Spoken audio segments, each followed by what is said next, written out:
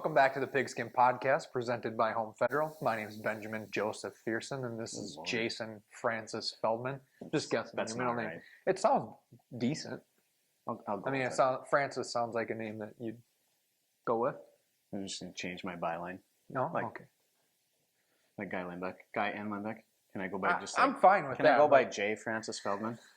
I'm just calling you Francis from now on. But, Feldy, we got football to talk about. Did you say thanks to Home Federal yet? I did already say Okay. Home Federal Well, let's once. do it again. Don't chide me when I actually get it done this time. But, yeah, let's talk about Vikings. I don't know that they have any healthy players remaining to play this week at the Panthers, but they're going to try again. Turns out all my eating at buffets and stuff is paying off because I'm going to go play backup left tackle this week. Backup? Yeah. Can you just start? Maybe. I might be able to beat out TJ Clemmings.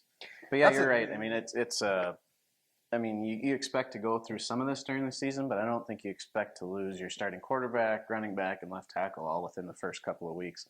And it's sort of a testament to the job that Spielman and Zimmer have done of building a roster up there. I know they had to make the trade for Bradford, but how many teams could go through losing three of their top players and be sitting at 2-0, and the fans, that's maybe the most surprising thing to me, is it's been sort of apathetic. It's like, oh, okay, Adrian Peterson is gone. Okay, Matt Kalil's gone. Sam Bradford played a good game last week. Well, and all for different reasons. Like the panic button has not been hit because it's all for different reasons. With Teddy, it's not like Teddy was an elite quarterback and they quickly made up for that by getting Bradford. AP off to a horrible start, so it's like, okay, well, whatever. We can't bring a guy in and average less than 1.6 yards per carry, right? I mean, you wouldn't think so, though. This offensive line sure looks like it's trying. Right, and then left tackle Matt Kalil, I'm not convinced he's a starting left tackle in the National Football League or possibly the Big Nine. I'm not sure if he's a starting quarterback when he's been 100% healthy, I think he's been a good left tackle. Would you say good or would you say serviceable? I would say serviceable. That's fair. But Right. I don't know how often he's actually been healthy in his NFL career. Now we know he hasn't been healthy all season, and maybe that's part of it. Health and confidence with him. I feel like he makes one bad play and you lose him for the game. You lose him for the game. He's just I don't know if he's a mental midget or what the deal is, but is it weird that it feels like it? Is it sure weird seems like that he went on the IR without us ever hearing he was injured? Yeah, I mean, not that we didn't know he's banged up, but for you to designate someone to the IR, I don't know if, you wonder why Zim just got sick of his that could be stuff or what. You wonder why this wasn't brought up sooner. Right. Or why, if this is the case, I know Phil Lodeholt was hurt, why didn't you go out and try to find another tackle or something when cuts were made? And I know left tackles, you can't just go out and pluck them off the street. I understand that. But there has to be some other linemen out there that they could have brought in and tried to get up to speed. But from that standpoint, you're bringing in TJ Clemmings, a guy who has a year of experience under his belt, starting in the National Football League, albeit at right tackle. He's going to shift to the left side now. Do we have as much confidence in a healthy young kid who can learn on the fly as we did in an injured Matt Kalil? I do. Kind of have to. I do, but like I said, all that kid has to come in and do is not get Sam Bradford killed because the running backs aren't going to average less than 1.6 yards per carry with that guy on the line. So whatever, there's that, and especially you have to protect Sam Bradford because he is fragile. He's had a history of injuries and missed multiple seasons in the NFL. So you got to protect that side. I wonder if they're going to keep him on that side or not. But I mean, right now they are for sure. We'll find out probably in a hurry. To give him more help. I bet we see more of. They were already having to help Kalil all the time last week, even maybe guys like that. Right. And from that standpoint, maybe Jerick McKinnon, Matt Asiata are obviously better pass blockers. Better at pass protection, so pass catchers as well. Right, and then they brought in Ronnie Hillman too, who I don't know that he'll play this week, but down the road, that's another guy who can be sort of like a Jerick McKinnon. I actually kind of like Ronnie Hillman in this offense. The things that he can do, he's not great up the middle, but he can get to the outside. He can catch passes. He can block. So well, I don't know that anyone can go up the middle right now with this offense. So that's why Asiata may just be a blocker at this point. And by the way, go ahead. No. By the way, we have a pretty good defense too up there in purple. And so you did see the secondary, right? Because you got Kelvin Benjamin this week, and I don't know that there's a limit to the number of catches he could have this week. Right. Well, I mean, other than him getting tackled on every play, which could happen too. And let's face it, had none of these guys for the Vikings got hurt, they were going to go into this game as an underdog. So this is one of those, you go play it and you see what happens. It's sort of like going to Arizona last year or Denver last year. You just go play the game, and if you're close in the end and give yourself a chance to win, you're happy. Love the speed and physicality of our linebackers, which is going to suit us well with Cam, but I don't know that there's any two guys on the roster that can cover Kelvin Benjamin right now, especially because Cam's going to throw it his way. I mean, he's going to throw it his way double-digit times for sure. And how many of those he pulls in is the real question. That's just an incredibly difficult offense to defend when you have a quarterback like Cam who can not only throw to a big target, but he's a threat to run the ball every time he has it to, and run it effectively and not get hurt like RG3 or some of these other quarterbacks when they run. And I, early in his career, I probably knocked Cam as much as anybody. But the fact that he got that team to the Super Bowl last year, I know they had a good defense, but he lost essentially his only wide receiver, his only elite wide receiver or even good wide receiver, and did it with basically two and three receivers and then obviously tight end. But yeah, for him, he carried that team to that Super Bowl with that defense. We shouldn't focus too long on let's move pro on. stuff, but let's talk Gophers real quick. Home game Saturday morning against Colorado State. They're huge favorites, 16.5. I don't ever feel comfortable with the Gophers being 16.5 point favorites. Maybe 12, I'd be putting some money down, but 16.5. 2 scores for sure. For a team that has struggled with these kind of teams, I know we're coming on. We said that against Indiana State. We were worried just about what that final score would be, and it came out and finally kind of stepped on an opponent's throat and got it done. Hopefully they can do it this week because Colorado State is a bad football team. Talking to my buddy, and we're like, if it wasn't the Gophers, this would be a 24-point spread, not 16, but it's the Gophers, and it's probably about right. Well, it's like we talked about last week. Like you said, they came out, they put the foot down, kept it on the throat against Indiana State, but they opened up the playbook and let Mitch Leidner make some throws that we haven't seen him make before. Right. So they need to do that again this week. They need to it's cliche, but we need to keep saying it. Keep the foot down. Don't let up. Don't change your game plan because all of a sudden you're going against a FBS team again instead of an FCS team. And we're seeing that line between FBS and FCS get blurred. It's really blurred, isn't it? I mean, that was the beauty of last week is Iowa losing to North Dakota State. I know you're not a North Dakota State guy. I'm not, but you have to appreciate what they've done up there over when the last when they beat Iowa, I mean, there's no greater feeling in my life than seeing Iowa lose, especially to that team, especially because our guy from last year,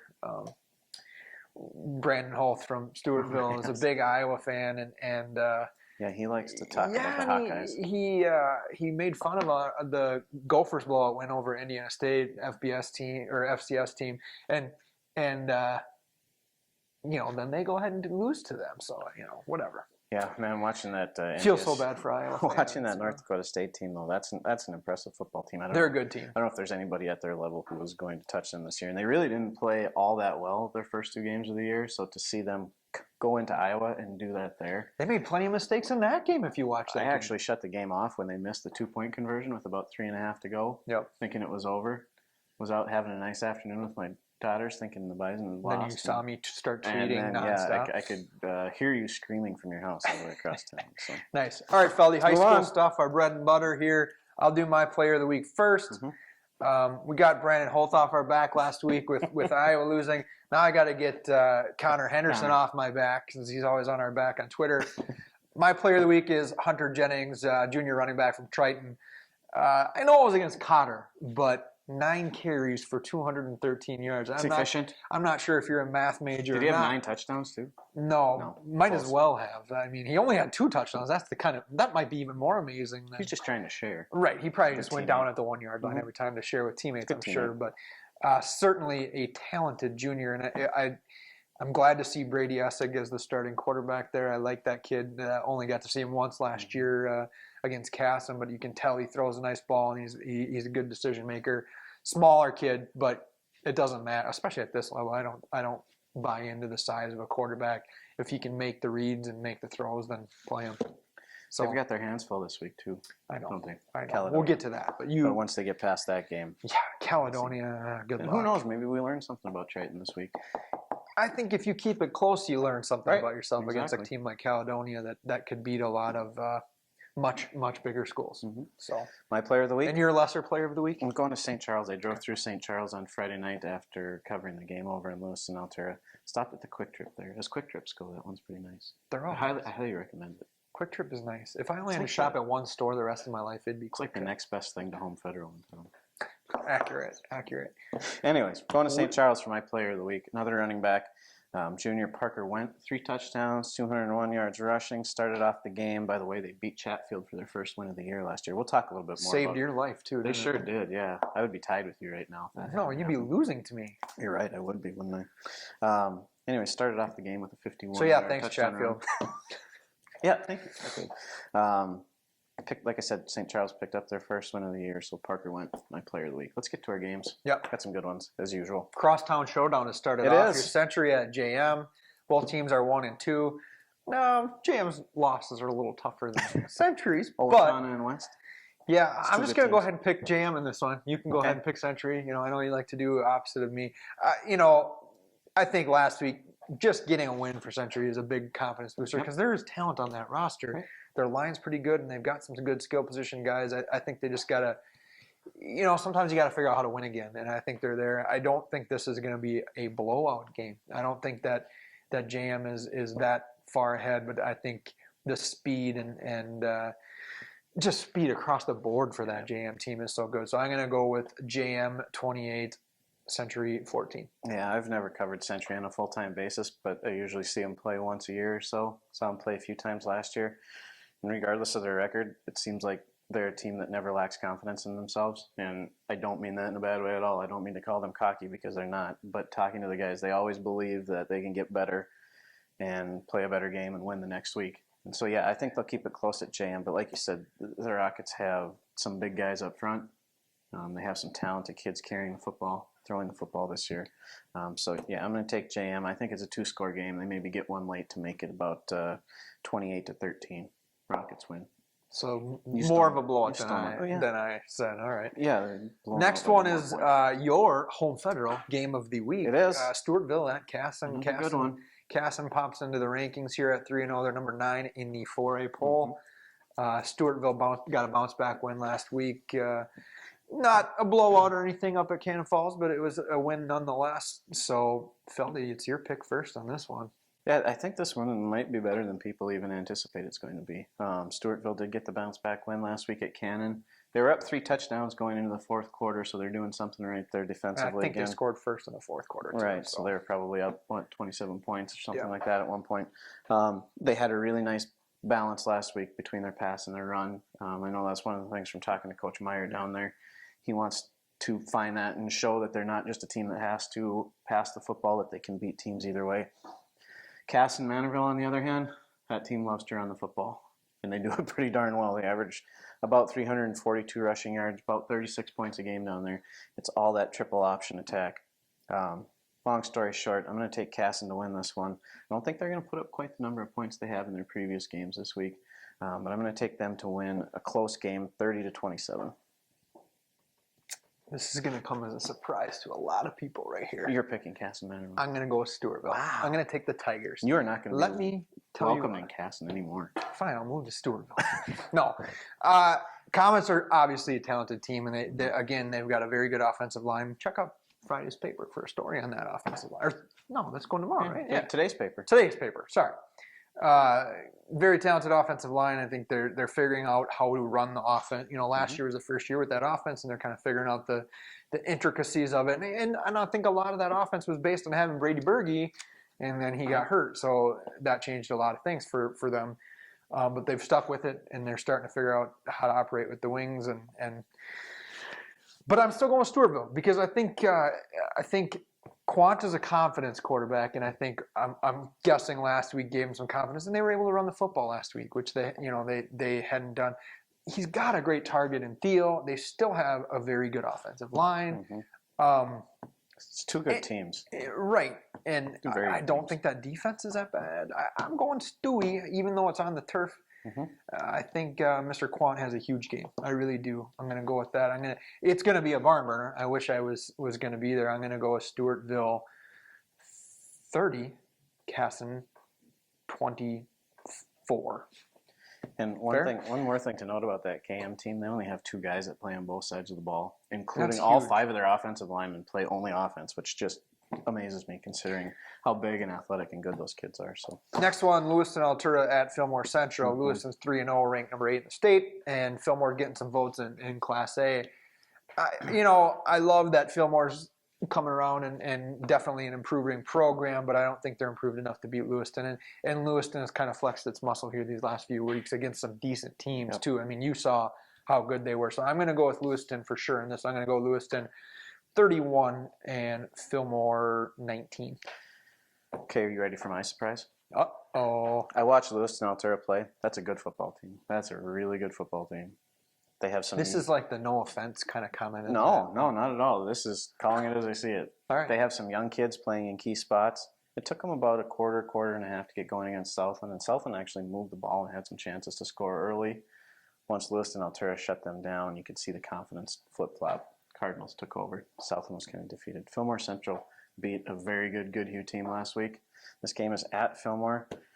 I don't know, call it a gut feeling. Maybe I'm wrong, and I'll probably never be welcome back to Lewiston again. But I'm going to take Fillmore, and I think it's going to be a relatively low-scoring game. Not 100% sure you were ever welcome in Lewiston, but I don't. You doubt Thomas Hennessy? They were pretty. How no, I dare you? I don't doubt How Thomas dare Hennessy. you? He looked at me during the game one time last week. I thought he might tackle me. I'm staying far away from Thomas. Nice. All right, Hayfield at Can I Rush. pick a score? No. Okay. Go ahead. Let's move along. 2-0? Okay. What do you got? 2016. 2016? Fillmore. All right. Hayfield Really at down, Falcons. Rushford Peterson. Hayfield 2-1. Got some votes in the Class A poll. Rushford Peterson number 4 in Class A. Feldy, who's your pick? We're running long here, so you better hustle. RP has 3 good wins. Hayfield has a pair of shutouts coming off one, but I like RP at home 27-14. Same, and I'll go 26-14. You just give Hayfield a little bit more credit than I do. You want to be welcomed in Pine Hayfield. Island on Chatfield. I don't know if I can pick Pine Island again after they harmed me last week, but Chatfield has good losses, and I do think that St. Charles team was better than their record. Pine Island's only losses like Caledonia, isn't it? Right. We lost Caledonia.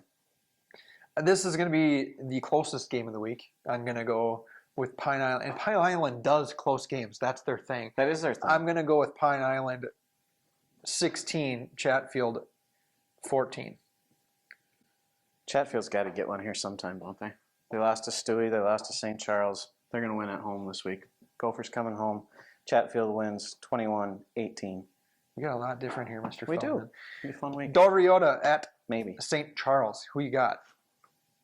I like the Saints. Give me the Fighting Saints at home again. They won last week, got a big win over Chatfield for their first win of the year. Their only 2 losses are to Lourdes and Caledonia.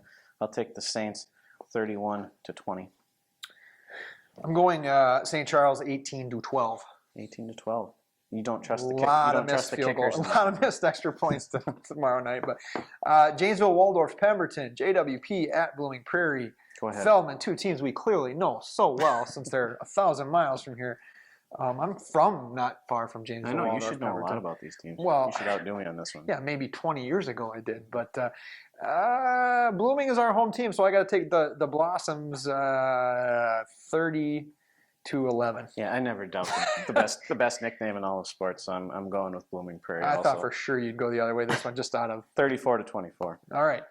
We got through it. We ran over on time. Get out to some of these games tomorrow night. There's a Yeah, lot once of good again, ones, as always. especially if the weather's decent, which it sounds like the rain's supposed to clear out. Yeah, But put a poncho on. thank you to Home Federal for sponsoring the show. Thank you, the 4 of you that are probably watching. But and thank Scott Jacobson, our new camera guy, and Hannah does a great job with editing our stuff. Yep. So thanks everyone, and I guess thanks to you too for showing up and everything. But all right, see you guys next week.